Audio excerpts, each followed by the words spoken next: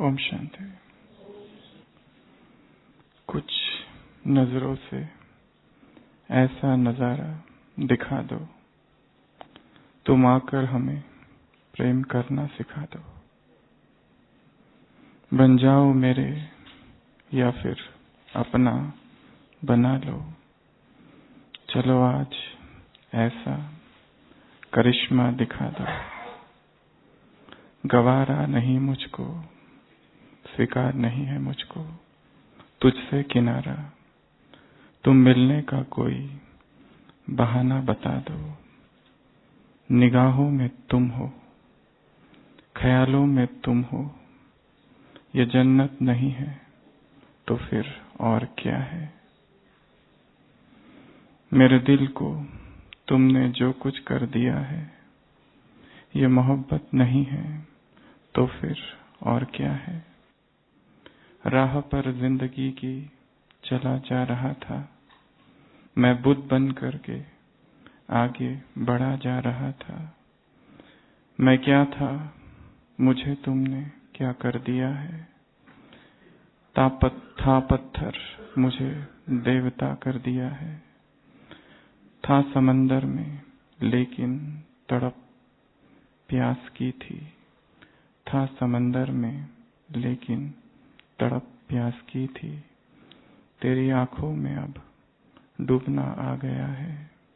मुझे कंधों पर अब ठिकाना मिला है कि अब मर के जीना मुझे आ गया है। मैं दुनिया की हर चीज ठुकरा चुकी हूँ। मैं दुनिया की हर चीज ठुकरा चुकी हूँ। मैं मन में बाबा को पा ही चुकी हूँ। मैं चलना भी चाहूँ तो चलते नहीं है, किसी दूसरी और अब मेरे पाँव है। मैं बाबा को भूलूं, ये धोखा न खाना। मुझे छोड़ दे चाहे सारा जमाना। एक परमात्मा प्रेमी अपने जीवन की परमात्मा प्रेम की यह दास्ता, यह कहानी, यह गीत, यह नगमा गा रहा है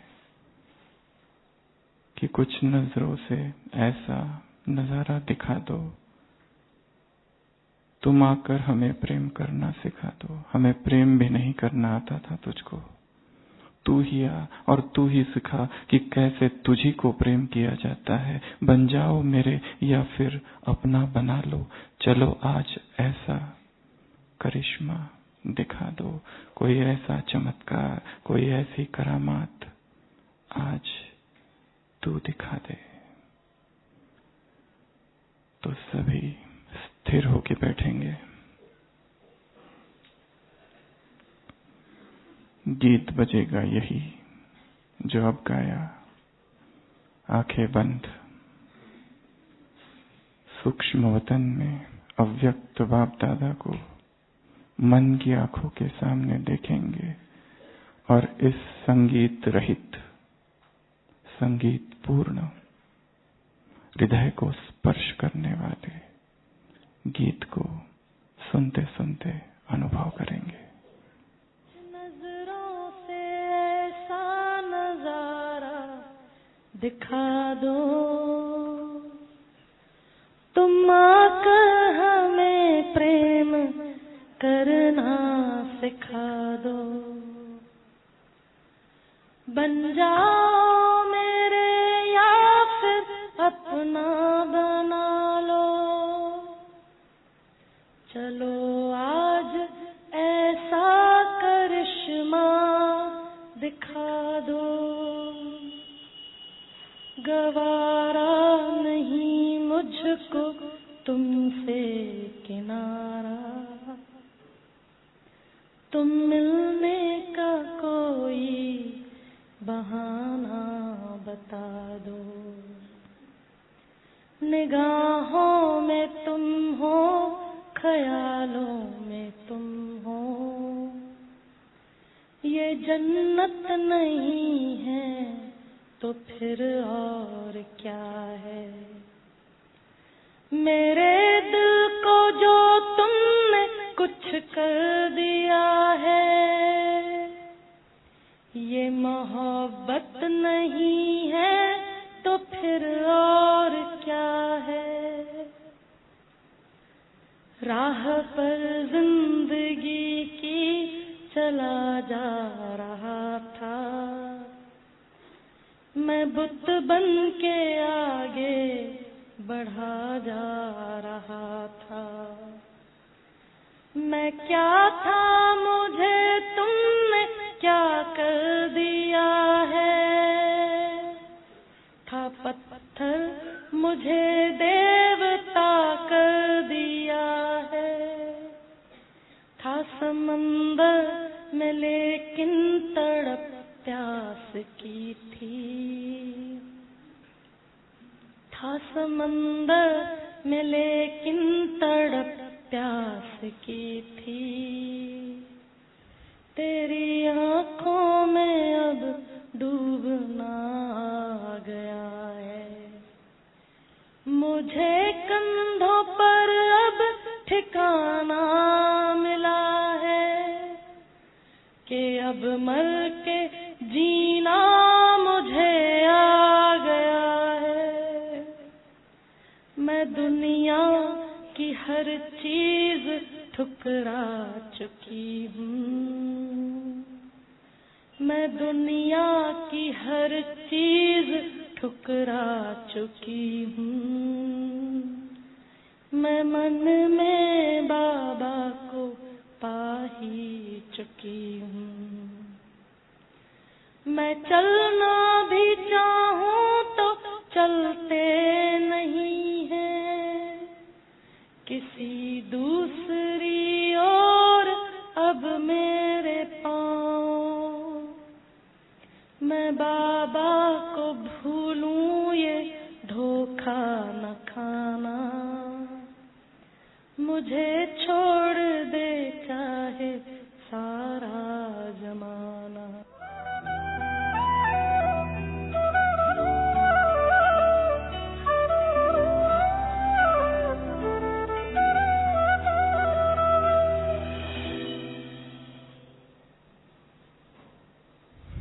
ओम शांति। एक ऐसी सर्द रात थी, तेज बारिश हो रही थी। रात का अंधेरा और एक बूढ़ा फकीर अपनी झोपड़ी में अपनी पत्नी के साथ सोया पड़ा था। मध्य रात्रि का समय, आंधी तूफान बाहर, और किसी ने दरवाजे पर दस्तक दी। उस फकीर ने कहा कि लगता है कोई अपरिचित मित्र है। उसने कहा कोई अपरिचित मित्र है, शायद हमारे परिचित भी मित्र नहीं।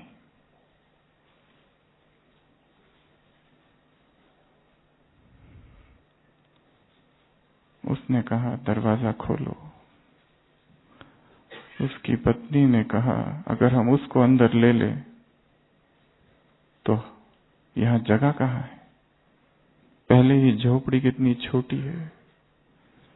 उस फकीर ने कहा यह किसी राजा का महल नहीं जो कम पड़ जाए।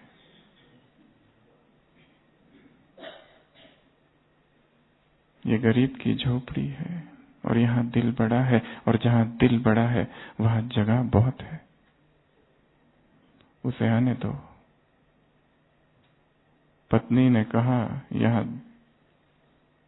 अमीर और गरीब की बात नहीं, यहाँ जगह की बात है और जगह बहुत कम है। उस फकीर ने कहा प्रेम के पास सबको समाने के लिए बहुत जगह होती है, आने दो। और जबरदस्ती उसने दरवाजा खोला और एक आगंतुक, एक मुसाफिर भीगा सा स्वयं को बचाता हुआ शरण आया था, उसको अंदर लिया।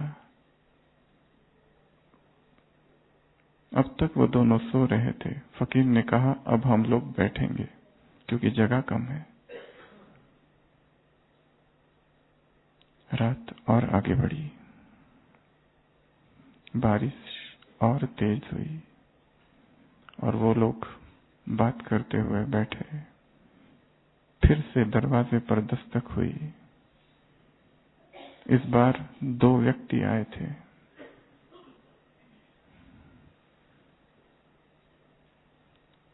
सहारा ढूंढते हुए, तूफान आंधी तेज बाहर।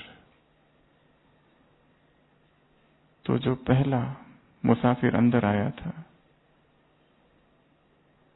वो देखता है कौन है और वो कहता है 2 लोग बाहर है। बूढ़ा फकीर कहता है, दरवाजा खोलो, उनको आने दो। वो व्यक्ति जो अभी अभी अंदर आया था, वो कहता है, पर जगह कहाँ है? वो ये भी भूल गया कि थोड़ी देर पहले उसे भी अंदर लिया गया था। बूढ़ा फकीर कहता है, जगह की बात नहीं, जिस प्रेम ने तुम्हें अंदर लिया वही प्रेम उनको भी अंदर लेगा। प्रेम तुम पर चुक नहीं जाता, प्रेम तुम पर समाप्त नहीं हो जाता। प्रेम का हृदय बड़ा है। अब हम दूर दूर बैठे हैं, उन दोनों को आने दो, हम पास पास बैठेंगे। तो वो 2 व्यक्ति अंदर आते हैं और जगह बहुत ही कम है और वो बहुत लग लग के बैठे हुए हैं। रात और आगे बढ़ती है।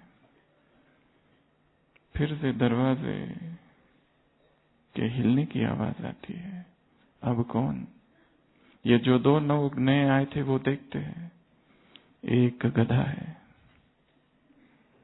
अपनी पीठ घिस रहा है, बेचारा भीगा हुआ है, गीला हो गया है। फकीर कहता है, दरवाजा खोलो। वो 2 लोग कहते हैं, पर बाहर जो है वो मनुष्य नहीं, गधा। फकीर कहते हैं, मनुष्य मनुष्यों के साथ गधे जैसा व्यवहार करते हैं। प्रेम गधे के साथ भी मनुष्य जैसा व्यवहार करता है।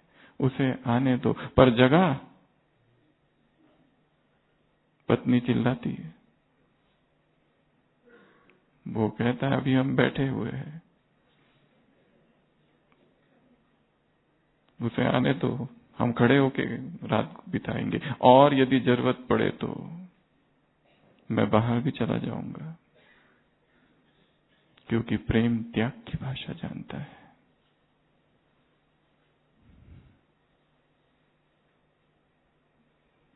ऐसी मेहमान नवाजी का दस्तूर भारत में है। ऐसी खातिरदारी भारत में होती है, भारत की संस्कृति में है, जहां पर अतिथि को क्या समझा जाता है?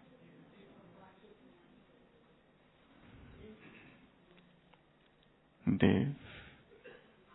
मातृदेवो भव, पितृदेवो भव, आचार्य देवो भव, अतिथि देवो भव। तैत्तरीय उपनिषद के ये वाक्य।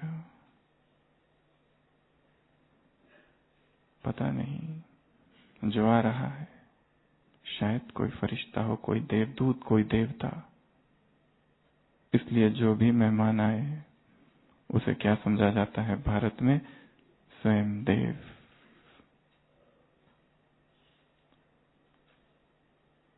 आज हम कुछ और चर्चा करने वाले हैं। पर जब हम मेहमान बनकर जाते हैं किसके घर? माया के घर। तो माया भी कुछ कम मेहमान नवाजी नहीं करती हमारी। उसका घर बहुत बड़ा है, कितने भी आ जाए, अगर जरूरत पड़े तो मैं बाहर चली जाऊंगी, पर तुम अंदर आ जाओ मेरे घर में। तो जब हम माया के मेहमान होते हैं, तो माया हमारी किस तरह से मेहमान नवाजी करती है, क्या क्या हमारे साथ करती है, कैसे कैसे हमें बहलाती है।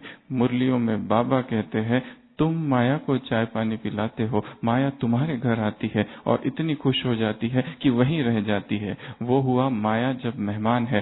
पर आज हम चर्चा करने वाले हैं कुछ और। वो हमारे घर मेहमान नहीं है, हम उसके घर मेहमान हैं। तो उसे कितनी खुशी होती है, कौन आया मेरे मन के द्वार, उसकी हमें आज चर्चा करनी है।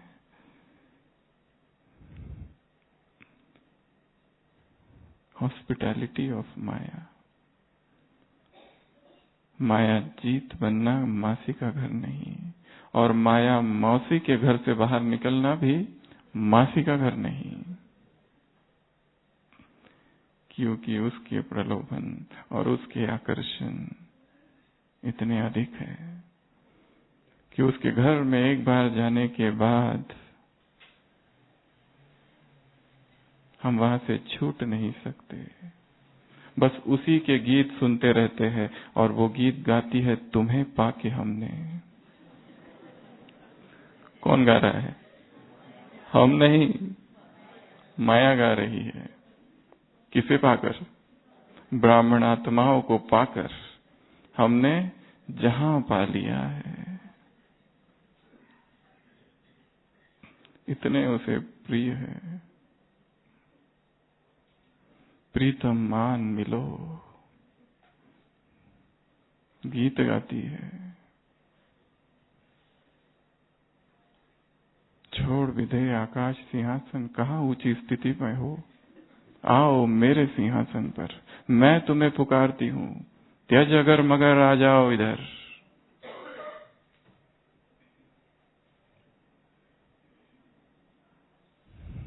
इस श्रेष्ठ पुरुषार्थी जीवन में, इस ब्राह्मण जीवन में, जब माया हमें पुकारती है और माया हमारा आह्वान करती है और माया हमारे घर में, अपने घर में हमें बुलाती है और ऐसी खातिरदारी, ऐसी मेहमान नवाजी, ऐसी मेहमानी करती है, ऐसी उसकी हॉस्पिटैलिटी है कि उसमें हम फंस जाते हैं, बंध जाते हैं। ऐसा उसमें रस है। तो माया हमें ऐसी खातिरदारी करती है। इसके हम माया के 12 सूत्र है खातिरदारी के, द 12 प्रिंसिपल्स ऑफ हॉस्पिटैलिटी। और ब्रह्मा कुमारी सारे विश्व में इस एक बात के लिए बहुत प्रसिद्ध है। किस बात के लिए? चाहे कैसा भी हो, यहाँ आ जाए तो खुश होकर ही जाता है। यहाँ की मेहमान नवाजी देखकर, चाहे कितना भी विरोधी हो, पर हमसे भी ज्यादा मेहमान नवाजी माया की है। हमारी मेहमान नवाजी उसकी मेहमान नवाजी के सामने फीकी पड़ जाती है। हम जितना आगंतुकों का और आए हुए मेहमानों का और गेस्ट का अवभगत करते हैं, माया हमारा उससे कई गुना अधिक अवभगत करती है। तो माया ने भी अपने 12 प्रिंसिपल्स बनाए हैं। उसकी भी अपनी किताब है, अपना एक कोर्स है, हॉस्पिटैलिटी मैनेजमेंट कोर्स। सबसे पहला रिसेप्शन, वेलकम। क्या करती है माया? सबसे पहले वेलकम करती है, रिसेप्शन। भारतीय सभ्यता में जब भी कोई अतिथि आए, जब भी कोई अतिथि आए, आतिथ्य स्वीकार करे। आतिथेय का कर्तव्य होते हैं कुछ, उस होस्ट के कुछ कर्तव्य होते हैं। उनको पंचोपचार कहा जाता है।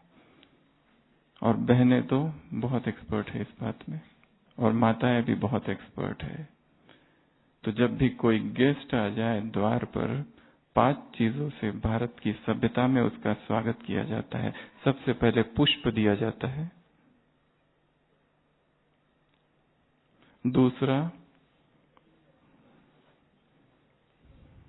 क्या लगाया जाता है? अक्षत, तिलक। तीसरा नैवेद्य, चौथा दिया और 5वां धूप। कोई भी गेस्ट आता है तो उसका इन 5 चीजों से पंचोपचार इसे कहा गया है वेदों में। इन पंचोपचार से उसका स्वागत किया जाता है। और माया के घर हम जब जाते हैं तो माया भी हमारा, विकार भी हमारे, कमजोरियां भी हमारी, वो वासनाएं भी हमारी इसी तरह स्वागत करती है। सबसे पहला पुष्प, अवगुणों के पुष्पों से हमारा स्वागत होता है। उसके द्वार पे जाते ही अवगुण आने लगते हैं। हम सज जाते हैं किससे? उन दुर्गुणों के पुष्पों से। माया अक्षत लगाती है, भोगी भव। कौन सा तिलक लगाती है? परेशान भव, दुखी भव, उदास भव, गिरती कला वाले भव, माया से हार खाने वाले भव, आलस अलबेलेपन वाले भव।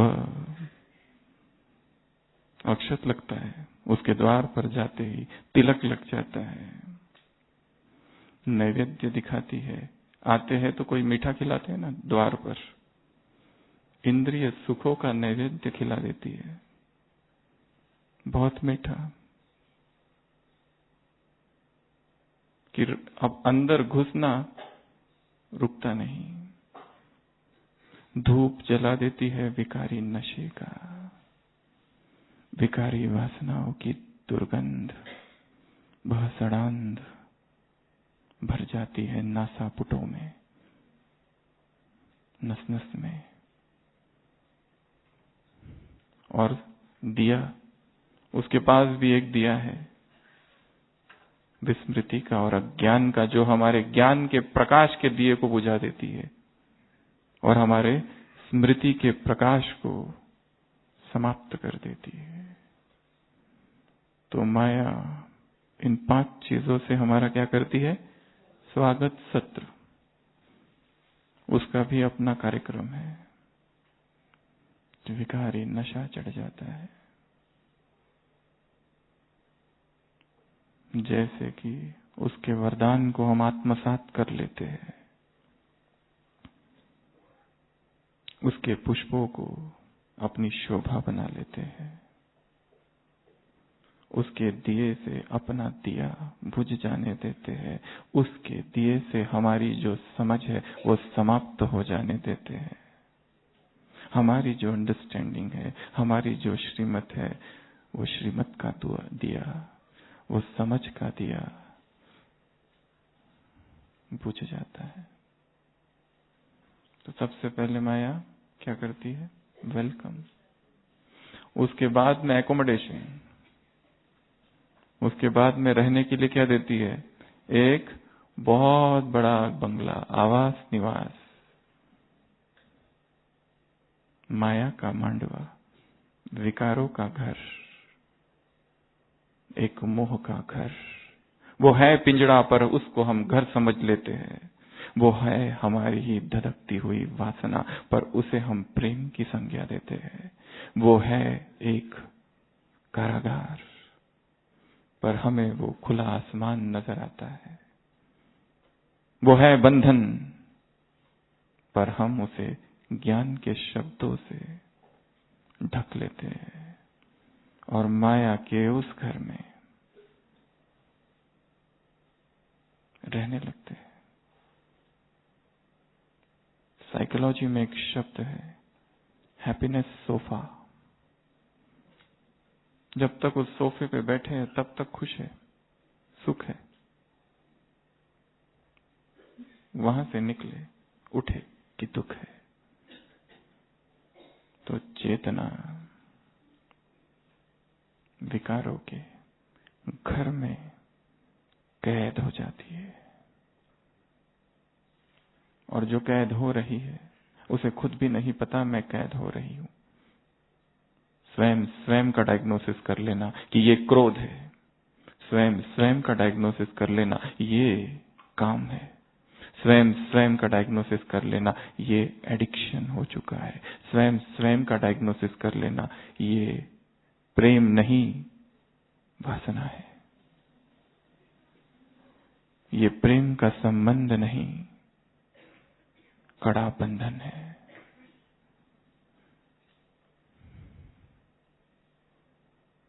और माया के उस घर में single room with AC, attach bathroom, एक खिड़की जिसमें बहुत अच्छी सीनरी दिखाई दे रही है, तो कौन छोड़ेगा? ऊपर से ऐसा रूप है, दीवारों पर अच्छी अच्छी पेंटिंग, डिजाइन, पर्दे, गालीचे, ऐसा रंग बिरंगी घर, और उसमें हम फंस जाते हैं।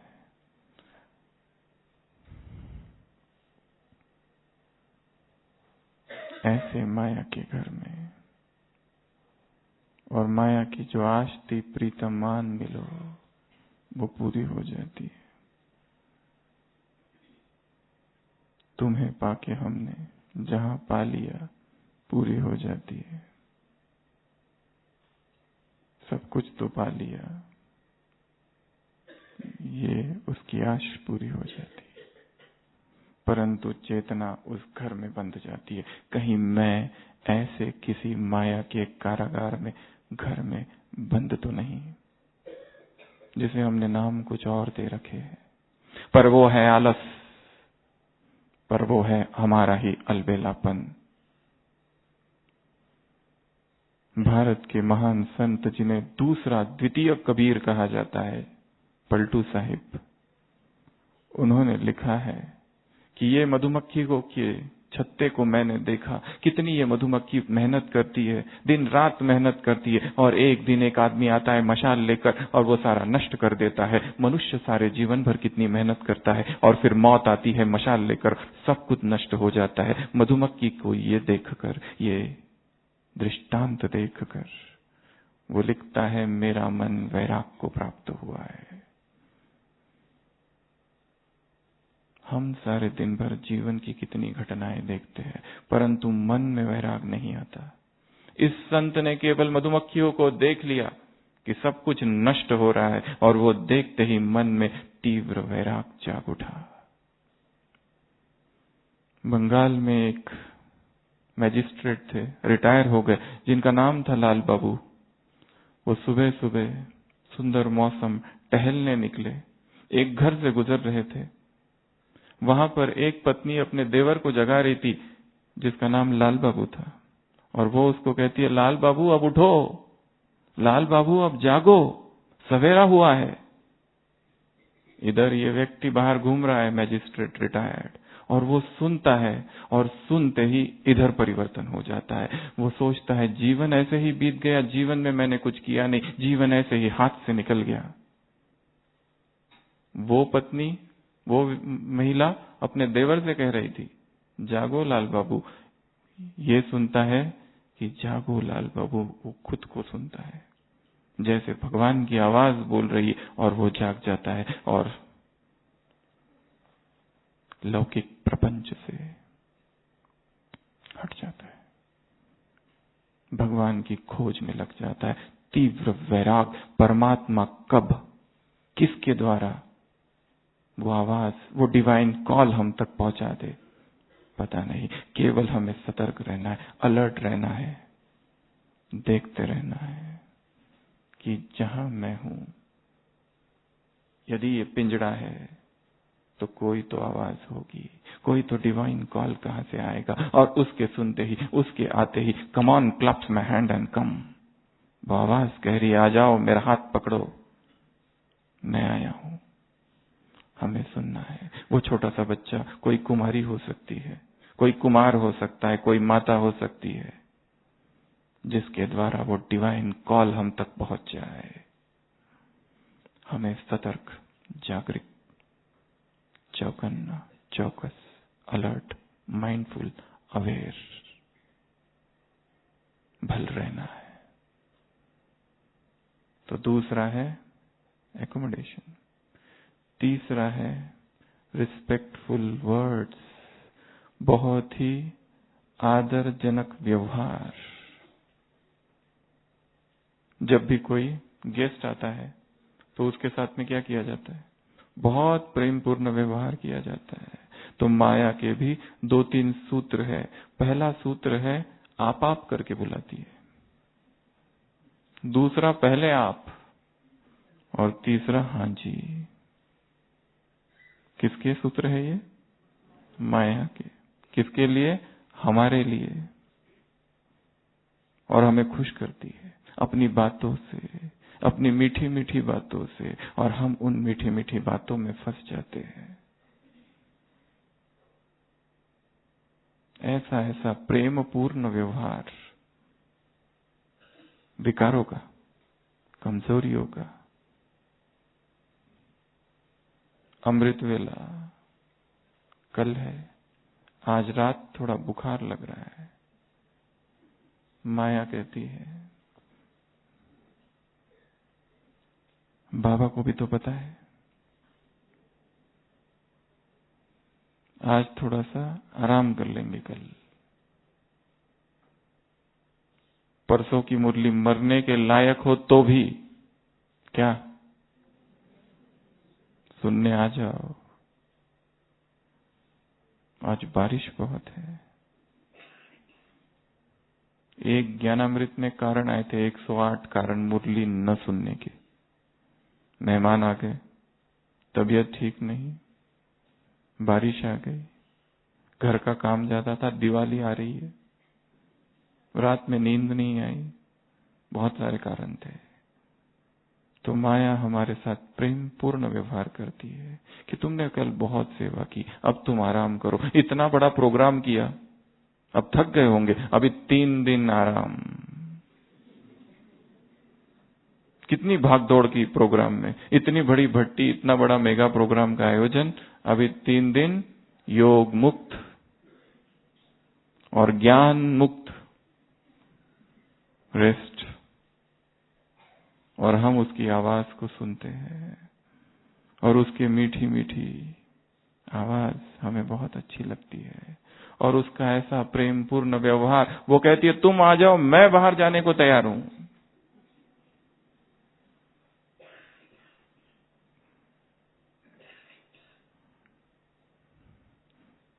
तो माया की आवाज मन में गूंजती रहती है किसी बैकग्राउंड म्यूजिक की तरह, और हमें तीव्र पुरुषार्थ से नीचे खींचती रहती है, नीचे गिराती रहती है। माया बहुत फ्राक दिल है।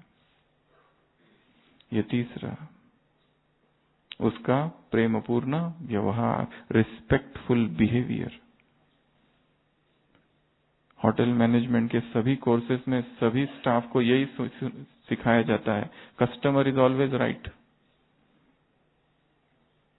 दिन रात उसके आगे पीछे करते रहो ताकि वो होटल छोड़ के ना जाए।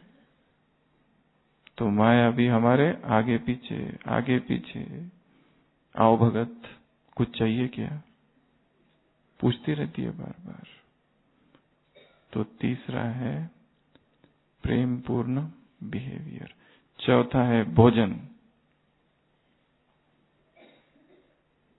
गेस्ट को एकोमोडेशन और भोजन मिलो, वहीं ठंडे हो जाते, बाकी तो अपने आप सारे क्लासेस सुन लेंगे। अच्छा एकोमोडेशन और अच्छा भोजन दे दो, शिविर वाले आप ही तैयार हो जाएंगे। तो माया भी हमको कौन सा भोजन खिलाती है?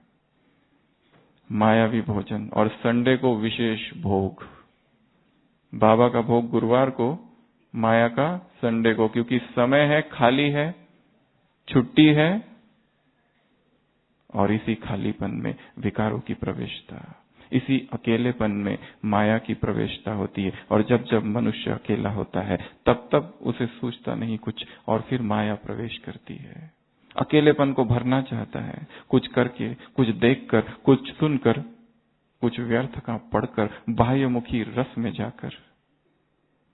और वही ट्रैप है। माया हमसे कहती है ये मशीन मेड है, इसको खाया जा सकता है, इससे कुछ नहीं होता, ये तो बिस्किट मशीन से बने हुए हैं। ये कोल्ड ड्रिंक से इससे कुछ नहीं होता है, ये तो मशीन से बनते हैं। ये सैंडविच तो भूख बहुत लगी है, और सैंडविच तो वो भी मशीन से ही बनते हैं। और बाबा ने भी कहा है ऐसी परिस्थितियों में खा लो। लंबी जर्नी की है फ्लाइट से, एयरपोर्ट पे सामने ही दिखाई दे रहे हैं, चलेगा, पाव रोटी, डबल रोटी खा लो। थोड़ा खाया तो क्या होता है? क्या इतने सालों की हमारी पवित्रता भस्म हो जाएगी क्या? दृष्टि दो,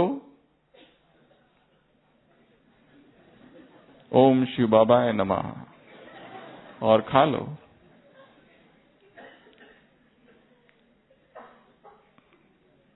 बाबा की याद में एक भाई कहता था हम टीवी भी देखते हैं और बाबा को याद भी करते हैं, भोजन करते करते। नीचे देखते हैं बाबा को याद करते, ऊपर देख के टीवी देखते, फिर नीचे देखते हैं बाबा की याद में निवाला अंदर, ऊपर देखते हैं फिर टीवी देखते। दोनों चीजें साथ साथ, टीवी देखना भी चालू है और बाबा की याद भी चालू है। योग युक्त ब्रह्मा भोजन।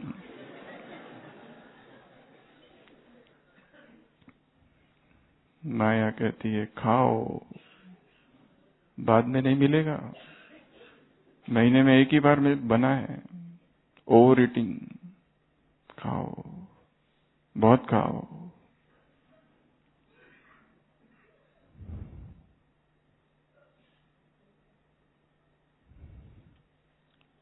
जितना हम खा रहे हैं शायद उसके आधे की हमारे शरीर को आवश्यकता है।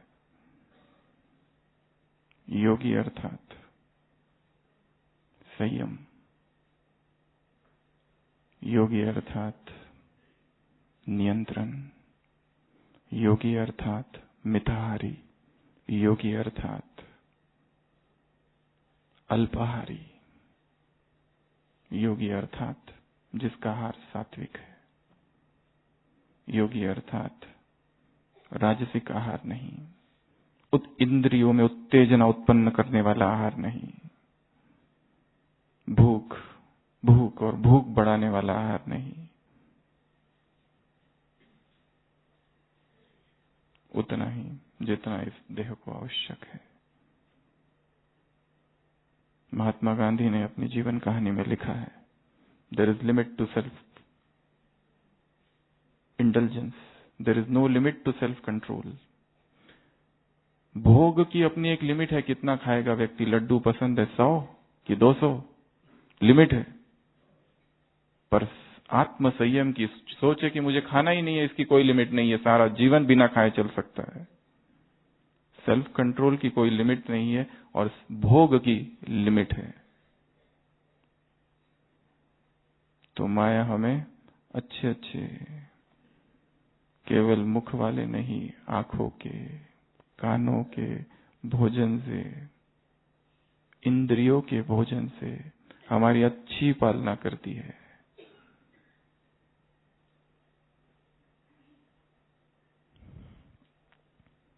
और उसकी पालना में हम बंध जाते हैं और गुलाम बन जाते हैं स्वाद के, रसना के। योगी अर्थात रसेंद्रिय जीत,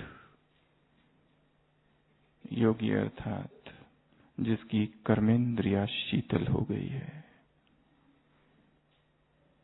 ऐसा शीतल चित्त ही शांत हो सकता है और ऐसा शीतल चित्त ही देह से डिटैच हो सकता है।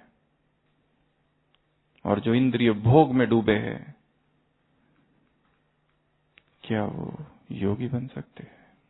शायद नहीं। तो भोजन, मैं क्या खा रहा हूं? खाने के लिए जी रहा हूं या जीने के लिए खा रहा हूं? स्वयं स्वयं से प्रश्न पूछना है। अगला है मनोरंजन। माया हमारा क्या करती है? मनोरंजन। टूरिस्ट जब भी आते हैं तो उनका मनोरंजन करते हैं गाइड, होस्ट। तो माया भी जब हम उसके घर मेहमान होते हैं तो वो हमारा क्या करती है? मनोरंजन करती है। और उसके मनोरंजन के बहुत सारे साधन हैं।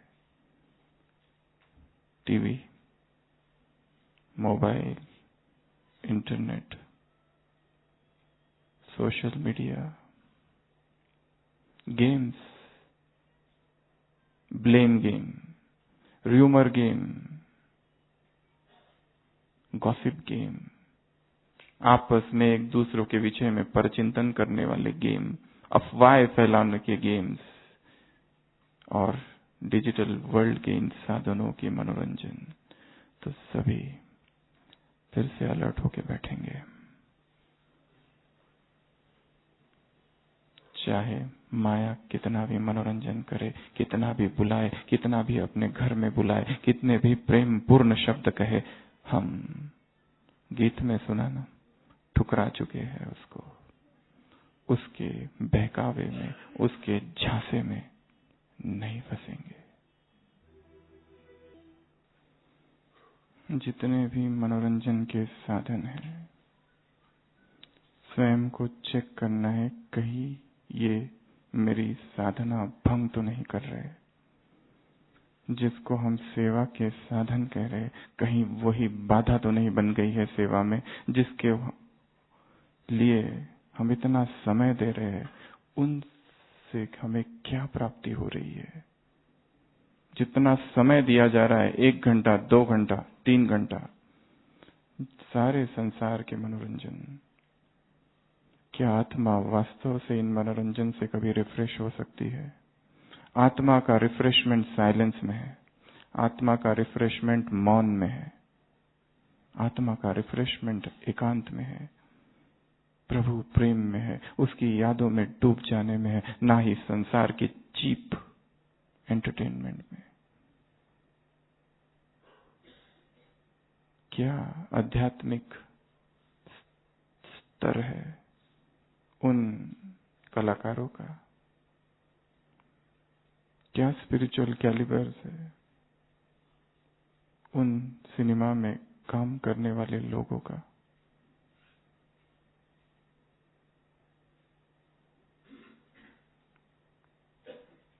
क्या हमें मिल रहा है? क्षणिक सुख बस। ये जीवन तापसी जीवन है, तपस्वी जीवन है। चिंतन में समय लगाना है। ज्ञान कितना पड़ा हुआ है और अभी तक हमने ये ज्ञान के चिंतन को नहीं किया। समय व्यर्थ जा रहा है। तो हर एक को अपने आप को देखना है। सारे साधन जो है, टीवी में समय तो नहीं जा रहा है, मोबाइल बंधन तो नहीं बन गया, इंटरनेट कहीं वास्तव में एक अंतर्जाल तो नहीं बन गया जिसमें चेतना बंध गई है। हर एक को इन 3-4 चीजों से स्वयं को हटा देना है, नहीं तो साधना में सबसे बड़ी बाधा यही है। अगला है सुख और सुविधाएं, कंफर्ट्स एंड कन्वीनियंसेस।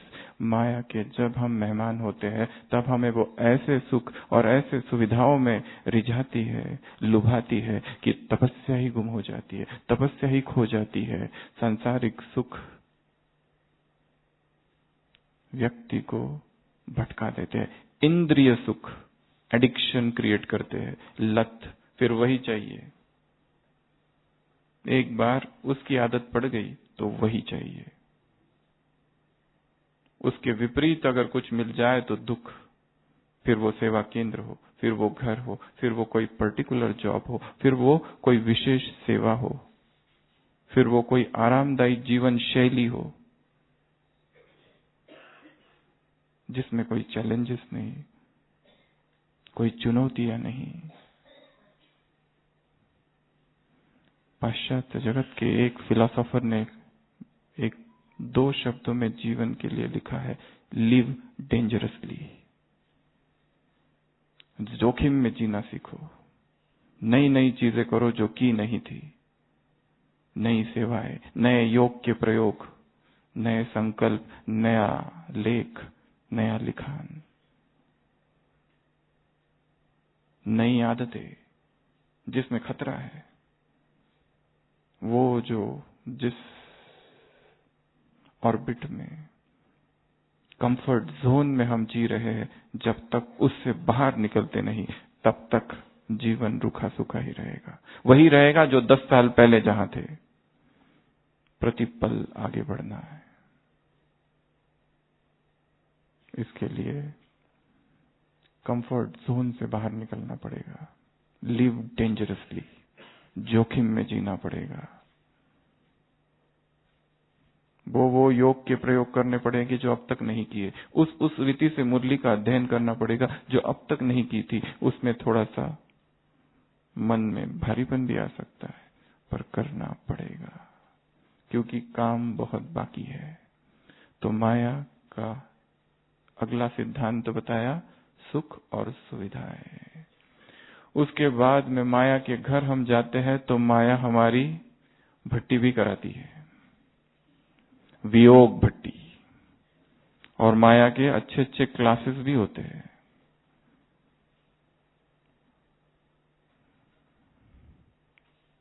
गिरती कला की विधि, सहज विधि, इस तरह के माया के बहुत सारे क्लासेस जो मन ही मन चलते हैं और हम सुनते रहते हैं उन क्लासेस को और फॉरवर्ड भी करते हैं कभी कभी दूसरों को। मेरी आवाज सुनो,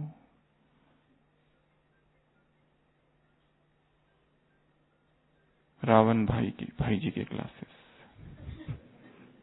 और माया बहन जी के क्लासेस।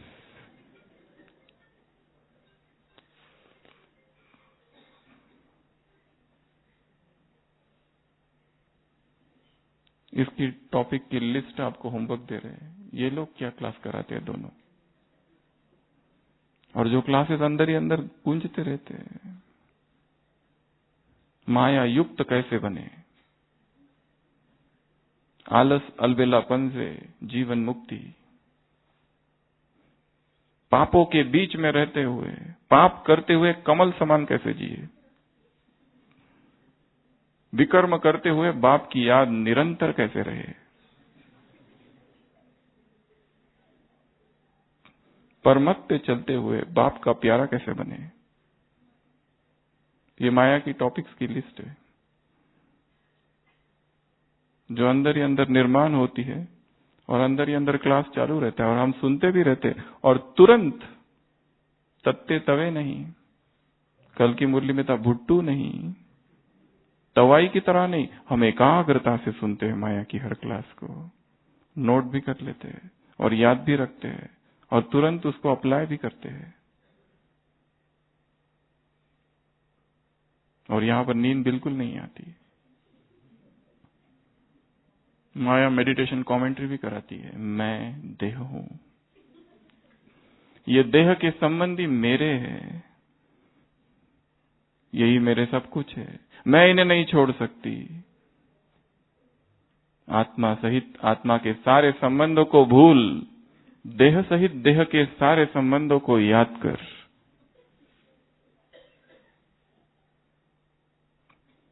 ये मेरा भाई, ये मेरी बहन, ये मेरा पति, ये मेरी पत्नी, ये मेरे पिता, ये मेरे माँ, यही मेरे सब कुछ है। सुबह की मुरली में देह के संबंध तोड़ो, ब्रह्मा के लिए भी कहा। तो माया की भी अपनी वियोग कमेंट्री है, वियोग कमेंट्री।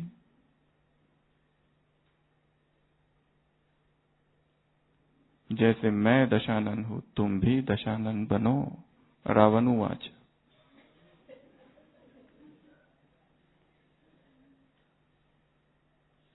ये सब कहां चल रहा है? मन में, और हम उसे स्वीकार भी कर लेते और उस पर चलते भी है। तो ये हो गया वियोग भट्टी और योग, उसके बाद माया की टोली। वियोग भट्टी पूरी होने के बाद टोली अवश्य लेकर जाएंगे। हाथ सामने करेंगे और माया की टोली है, गो सुन कम सुन, जाओ पर जल्दी आना। और माया की टोली है दिल शिकस्त टोली। कौन सी टोली है? कि खा लो और दुखी हो जाओ, खा लो और उदास हो जाओ, और खा लो और फ्रस्ट्रेशन, और खा लो और दुखी रहो जीवन भर कि समय कौन सा है और मैं कर क्या रहा हूं। समय है जागरण का और मैं सो रहा हूं, और फिर उदास होके जियो। ऐसी टोली माया खिला देती है। टोली का नाम दिल शिकस्त टोली। दिल खुश टोली का सारा प्रभाव खलास।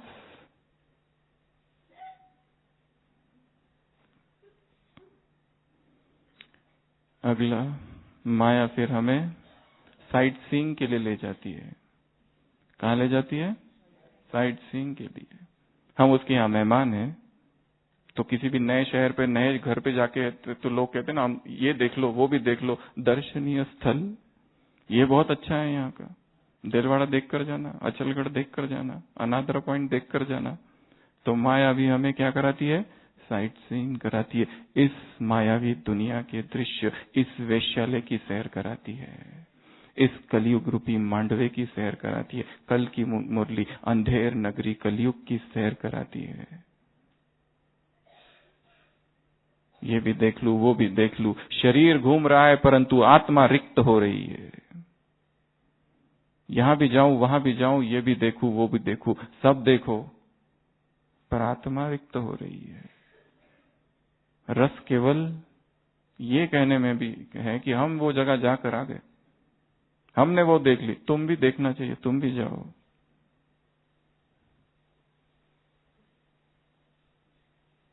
माया अपने ही घर की साइट सीइंग कराती है। नया नया रिट्रीट सेंटर खोला है। किसने? माया ने। यहाँ ये भी है, वहां वो भी है, यहाँ के प्रलोभन, वहां के प्रलोभन, ये आकर्षण, वो आकर्षण,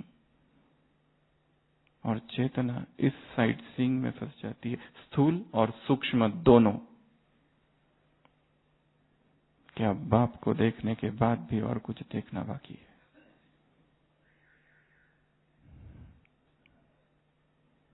क्या उससे भी सुंदर, उससे भी हसीन संसार में कुछ है?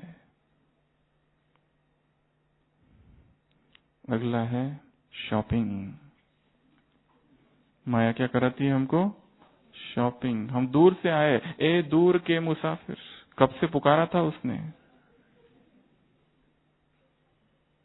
और जैसे हम उसके घर में आए, महफिल में जल उठी शमा।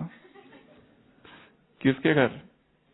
माया के घर। रौनक आ गई, कितनी खुशियों से गा रही है, खुश हो के गा रहा है आज, अपना जहान सारा। ये माया के गीत है। तो वो हमें शॉपिंग कराती है। शॉपिंग कौन सी कराती है? एक ईसाई, एक यहूदी संत हुआ था जुनैद। वो एक बार मक्का जा रहा था, तो उसकी दाढ़ी बहुत बढ़ गई। वो एक नाई की आ गया और उसने कहा कि खुदा के नाम पर मेरी दाढ़ी बना दे। तो वो जो नाई था, दूसरा काम करते, वो काम को छोड़ दिया और पहले इसको लिया और इसका काम कर दिया। क्यों? क्योंकि खुदा के नाम पर इसने कहा था। इसलिए एक मास के बाद इस जुन्नैद के पास कुछ पैसे आ जाते हैं यहाँ वहां से, तो वो सोचता है उस नाई को दे दूं जाकर। वो जाता है उस नाई के बाद और कहता है कि ये आपके पैसे। वो नाई कहता है आपको शर्म नहीं आती? आपने कहा था खुदा के नाम पर, मैंने खुदा के नाम पर बनाई थी, तुम्हारे लिए थोड़ी बनाई थी। नाम किसका ले रहे? ब्रह्मा कुमारी से।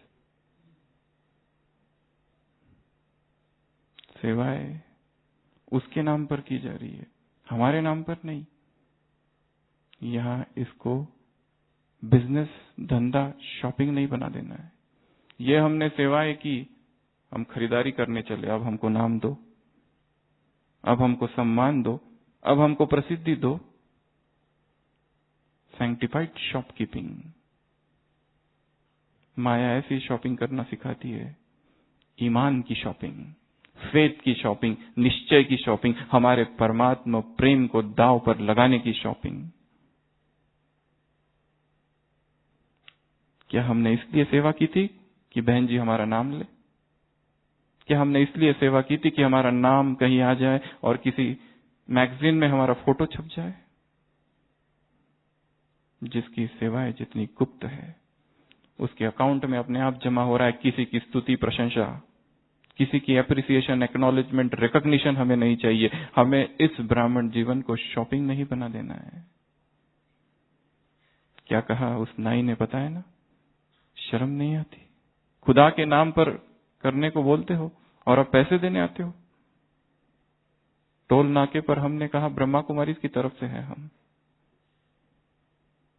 और उसने हमको छोड़ दिया। अब कितनी बड़ी रिस्पॉन्सिबिलिटी हमारे ऊपर है, क्योंकि हम इस रिप्रेजेंट कर रहे हैं संसार की सबसे बड़ी यूनिवर्सिटी को। आज कहा सुबह भी यूनिवर्सिटी है। The greater the power, the greater the responsibility. यदि हम यज्ञ का नाम लेते हैं तो यहां कोई धंधा नहीं कर सकते।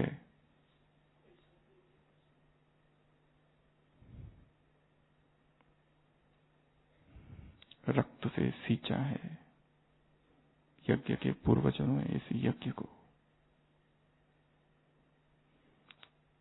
अगला, माया की लोरी। माया की रात में लोरी, और माया की लोरी है जाग सजनिया जाग। यूट्यूब देख, टीवी देख, अमृत वेले का बाद में सोचेंगे, अभी रात का समय है, जागो। रात में 10 बजे सोने का समय है, पता है, परंतु पिक्चर थोड़ा ज्यादा ही अच्छा है। पर व्हाट्सएप में मैसेजेस करना चालू है और कब 1 घंटा बीत गया पता ही नहीं चला। और फेसबुक पर लगे हुए हैं और कुछ और कर रहे हैं, और कुछ मैगजीन कर रहे हैं या गपशप कर रहे हैं। माया कहती है जाग सजनिया जाग। ये माया की लोरी है, जगा के रखती है। फिर 12 बज जाते हैं, फिर 12:30 बज जाते हैं, और फिर अमृत वेला। उठते तो है परंतु निद्रा लोक, या फिर लेट उठते हैं या फिर अनियमित उठते हैं। फिर उठते ही फ्रेश नहीं, क्योंकि सोए कितने बजे, क्या करते हुए सोए, किस विकारी कल्पना में सोए, किस विकारी वासना में सोए, किस व्यर्थ में सोए, किस नेगेटिव में सोए, किस गपशप में सोए, किस गॉसिप में सोए, किस र्यूमर में सोए, किन इंद्रियों सुखों की कल्पना करते करते सेंसुअल फैंटेसीज में सोए।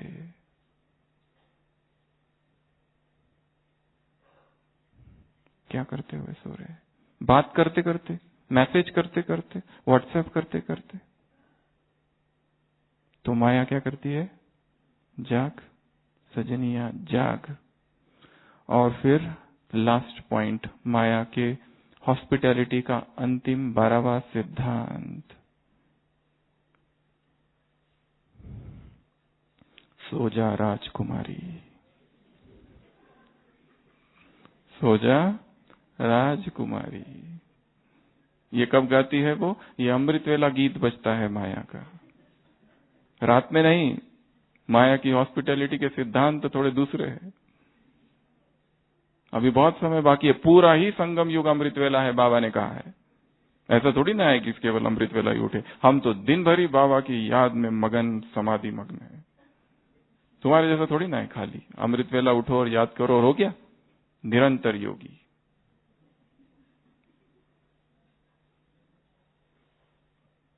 तो अमृत वेला सो जाना, ये माया की हॉस्पिटैलिटी है, माया का गीत है। तो स्वीकार करनी है ऐसी लज्जतदार। माया जरा भी कंजूस नहीं है, बिल्कुल खुला दिल, फ्राक दिल है। जैसे एक उदाहरण है, एक कंजूस व्यक्ति के घर में मेहमान आते हैं, वो उसके बेटे को कहता है जाकर मिठाई लेके आ। वो मिठाई की दुकान पर जाता है, मिठाई वाला कहता है ऐसी मिठाई है बिल्कुल शहद जैसी। तो बेटा सोचता है कि मैं शहद ही क्यों ना ले जाऊं फिर, शहद की दुकान में जाता है, शहद वाला कहता है ऐसा शहद है बिल्कुल मक्खन जैसा। वो सोचता है मक्खन ही क्यों ना ले जाओ। मक्खन की दुकान पर जाता है, वो कहता है ऐसा मक्खन है एकदम साफ पानी। और फिर वो सोचता है पानी तो घर पर भी है। फिर वो वापस आता है, पिताजी कहते हैं कि मिठाई कहाँ?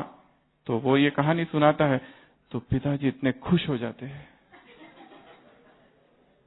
कि आखिर तूने लाज रखी मेरी। पर पिताजी फिर संशय में आ जाते, पर आधा घंटा तुम चप्पल पहनकर जो घूम रहे थे, चप्पल कितनी घिस गई होगी?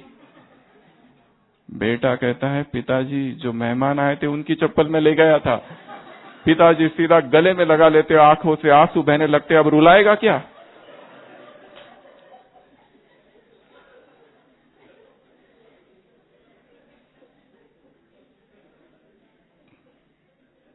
ऐसा कंजूसपन माया के घर में बिल्कुल नहीं है। फ्राक दिल, बड़ी दिल, बिग हार्ट, जनरस। आ जाओ, कितने भी आ जाए, जो चाहिए वो खाओ लो, सुख सुविधाएं सब कुछ है यहाँ पर। ऐसी खातिरदारी माया हमारी करती है। परंतु और लास्ट में और एक चीज, ये 12 तो चीजें हो गई, और वापस जाते समय बाहर तक आती है छोड़ने के लिए, सी ऑफ करने के लिए। गो सून कम सून की टोली भी देती है, वापस आना, दर पे आए हैं कसम ले।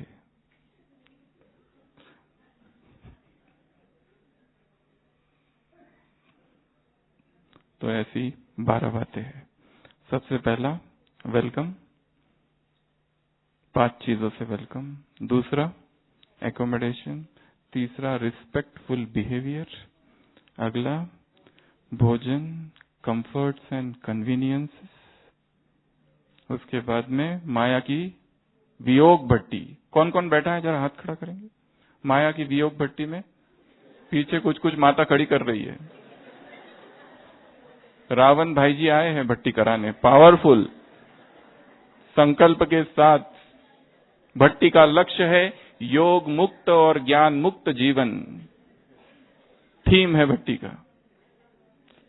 माताओं को समझ में नहीं आ रहा है, पीछे से हाथ खड़ी कर रही है। तीव्र तपस्या भट्टी, तीव्र भोग भट्टी। तो भट्टी, और भट्टी के बाद फिर क्या खिलाती है? टोली लेकर जाना।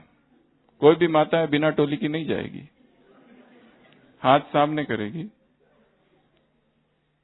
और योग युक्त होकर, योग मुक्त होकर टोली लेंगी माया मासी से। उसके बाद में मनोरंजन, उसके बाद में साइट सीन्स, उसके बाद में शॉपिंग, उसके बाद में रात की लोरी। जाग जाग जाग। अभी तो 10 ही बजे है, अभी तो बहुत टाइम है। अभी 10:30 बजे सो जाएंगे, 10:30 बजे, अभी तो 11 बजे तक सो जाएंगे, क्योंकि दिन में भी तो सोए थे। अभी तो 11:30 बजे सो जाएंगे। और करते करते करते करते करते फिर नींद नहीं आती, और रात के अंधेरे में माया, विकार, वासना एक्टिव हो जाते हैं, माइंड एक्टिव हो जाता है। और फिर सुबह होती है तो माया अपना अमृत वेला गीत, कौन सा?